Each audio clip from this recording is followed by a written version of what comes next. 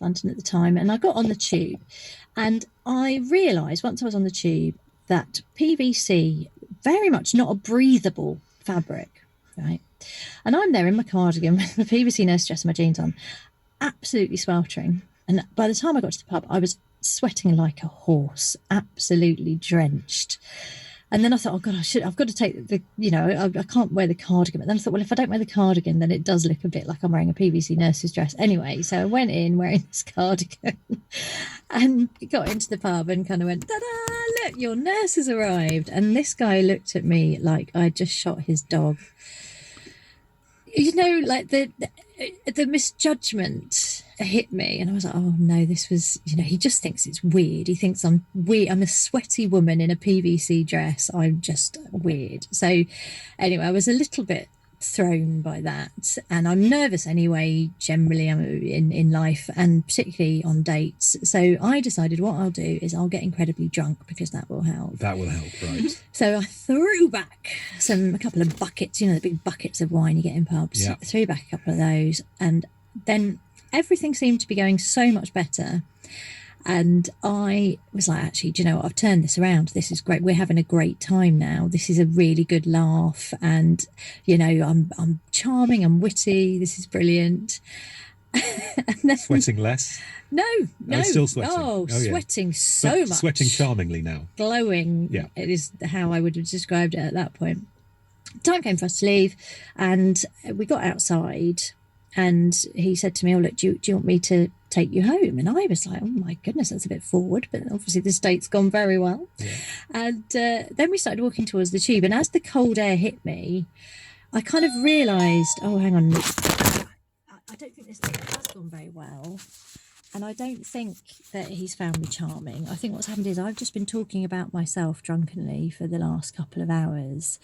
And I think he's taking me home because he's sort of worried about my safety and my capacity after the amount of wine that I've drunk. And so I started feeling really bad, and I was like, oh God, this is now quite awkward. And we sat on the tube, complete silence, and then he walked me back to my flat, and I said, oh look, why don't you come in just for a coffee? I know nothing's going to happen. I know that this has been a bit of a disaster, but look, just come up for a coffee, we can have a chat, and then you can go on your way. Yeah. So bless him, he came up for a coffee, and I made him a coffee. And then I went off to the bathroom because I thought, I've got to get this bloody PVC nurse's dress off, because I am in distress now. Yeah. And it looks ridiculous. So I went into the bathroom, I got changed, and I came back out, and he'd gone. Oh. I know, and I thought, oh well, fair enough. It's been a really weird night, and but it's a shame because I really liked him, and I just mucked it up. I mucked it up by getting drunk, and I was so rueful that I thought, do you know what? I'll phone him. So I phoned his mobile phone, and it went straight to answering machine. I thought, well, he's probably got back on the tube now, so I'll leave a message. So I started leaving a message, but I was still a bit tipsy, and so the message, I was like, oh God, hi, I'm really sorry about the way our date went tonight, because it was just, I was nervous because I really like you, and so I know I got too drunk, and it's just the kind of thing that I do, really, because I'm just a bit of a mess at the moment, and I was just sort of hoping that something might go right for once, but I suppose it hasn't. And I put the phone down, and then immediately went, oh my God, what have I've left that message on his phone, and I was standing there beating myself about the head going, oh no, you idiot, when I realised he was still there. What? Yeah. He'd gone into the kitchen to put his coffee cup away when I'd come out of the bathroom. Oh, no. And it's only it was a studio flat, tiny. And while I was leaving the message, he was there. Quietly standing there. Just observing. Not wanting to interrupt. No. Probably working out, could he get to the exit? Just unnoticed. Poor, terrified man. And, he left. Quite soon after? Very, very soon after that. I mean, I really thought the vinyl nurse's dress with the cardigan, that was, the thing you wanted to confess to. Yeah. But leaving a message on his phone while he's listening and you're crying. And I mean, and just thinking that exists, and that he, did he ever listen to it? Did he just delete it straight away? Or did he play it to anyone else? Were there any more dates with this gent? No. Did you hear from him again? No. Did you?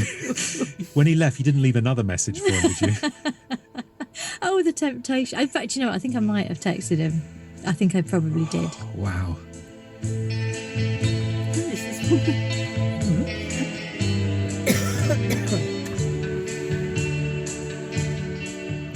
Well, thank you so much for sharing that confession. I mean, to me, it seems all you seem to have done wrong is have a occasionally disastrous love life. Yeah.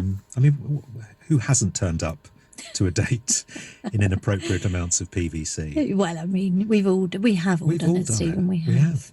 So, Lucy, I believe you have one more confession for me. So we are coming bang up to date, Stephen, with my last confession, which is, it has to do with my husband. Oh. And is something I'm concealing from him. Oh. And I'll go straight to it. It's that I have lost my wedding and engagement rings. Oh. He doesn't know. He doesn't know. Well, I say he doesn't know. He probably suspects. Right. Because one of the sort of sources of tension in our marriage, which is, I would argue, otherwise a very happy marriage. In fact, I do argue it's a happy marriage with Justin, who claims it's not. But I think we get on very well. And I finally have found someone who is as awkward and weird as me. And I'm delighted Excellent. to have found him. But he does not understand why I lose things all the time. I cannot keep hold of possessions at all. It's always been the case for me. I live somehow on the threshold of an alternate dimension, and into that alternate dimension objects fall through no fault of my own. So I can be carrying something and it will disappear. Right. And Justin assumes that I have lost it, whereas I know that what has happened is that it has been sucked into an alternate dimension, and it can happen incredibly quickly. So you're not losing anything here. I'm not. I'm completely blameless. But the stuff is going. Yeah. There must be another explanation. There must. Right. It's clearly not me. Yeah. So we've had all kinds of shenanigans over the years. I lost the keys to the car at the beach once. That was another memorable day out. Okay. I had driven on that particular occasion, and we had a lovely picnic on the beach with the kids, and at the end we're packing up to go. Justin says, "Where are the car keys?" And I could not find them. No. And by this time we'd got to the car, so then we had to walk back to the beach. We were digging on the beach where we thought we'd been sitting. It was very hard to tell, and then other people joined in, so it became this big South End treasure hunt for our keys. No sign of them. And then after, about an hour we'd been looking, I suddenly said to Justin, I went, "Oh gosh, when I packed up the picnic rubbish, I might have dropped them into the bin." And Justin went off and came back covered in bin juice, swatting away wasps and dangling the car keys. Oh, what a hero. Not a word was said. No. But it was a very frosty drive home. Well, let's not forget this is about your wedding ring, your engagement ring. Yeah. But just so we might gauge how Justin will react when he hears this on the radio.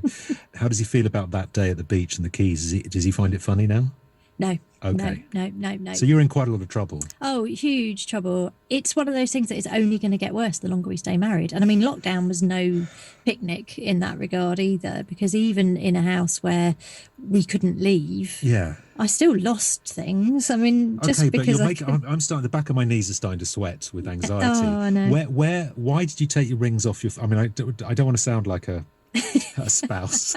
Why did you take the rings off? Yeah, Can you remember? I do. No, absolutely remember. It was because my little fingers had got a bit chubby. Oh, okay. So the wedding and engagement ring no longer fitted, but I did replace them. So I went to Argos and I got a copy, a sort of basically, a silver ring and a silver ring with a little stone in it. Okay. As a sort of substitute, possibly losable if it had to. Yes, exactly. That, knowing that I lose things, actually it was quite a relief because I'd managed to keep my wedding and engagement ring up until that point. So this is about 5 years into our marriage. So I've kept them for 5 years, which is very good going. Given that I do take them off sometimes, as you know, if you act. Yes. You sometimes play a single person. You sometimes do, yeah. So you take your rings off, or at yoga. Right. I sometimes take my rings off. So you can pull? So that the very hot yoga instructor doesn't know I'm married. I mean, you know. Yeah. So standard. sue me. But yes. So what happened to the Argos So substitute the Argos rings? substitute rings got lost They got because I lost. took them off at Okay. yoga. I kind of knew that. I sort of felt that was coming. Yeah. No, I mean, they were always going to get lost. Was Justin upset about that? Well, he didn't notice for ages and ages and ages. So you might have some time yet. Yeah, he's not an observant man. Okay.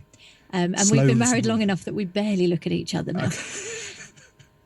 Your fingers disgust me. Yeah, look at your thing. Even the way you hold a pen makes me sick.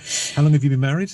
Well, I mean, 11 years. Okay. It's not that long, You've had a good innings. I mean, I'm not saying this is going to end it, but... Okay, so he eventually noticed those substitute rings had gone? Eventually did, and said, oh my God, you've lost your wedding and engagement ring. To which I said, no, I haven't. Right. I have lost a fake engagement wedding ring. Yeah, so he knows those rings have disappeared. Right. But what he doesn't know is that the original ones that I took off, I put them in, well, I think I put them in a bag of like hair clips. Right. Because it was in my bedside table, but it wasn't like an obvious. So I thought, well, they're in my bedside table, but it's not like obvious if someone broke in. Burglars, right. Yeah, then so they think it's just a bag of hair clips. But then we are moving house, and so I've been tidying up. Oh God. That's my best guess, because that bag of hair clips is no longer there, and I'm pretty sure that was where I put it, and I'm pretty sure that I got rid of them. But I mean, maybe all these things will just turn up at once. The wedding rings, the original car keys, your twins. That would be amazing. And all the records that I lost from my 16th birthday. And some scouts and your relationship with your older sister. These are all things I'm desperate to get back. And if you can make that happen, Stephen, I mean, just through this show. Well, what are the chances of Justin actually listening to this show? Does he listen to your stuff? No. Oh, okay. Well, you've been an absolute delight, and I appreciate your openness and your honesty. And I appreciate you hearing my confession. It's been really very cathartic. Excellent. And Justin's a big fella, so don't send him round my way. I know nothing about this. He'll never listen to this. He'll never listen. Okay.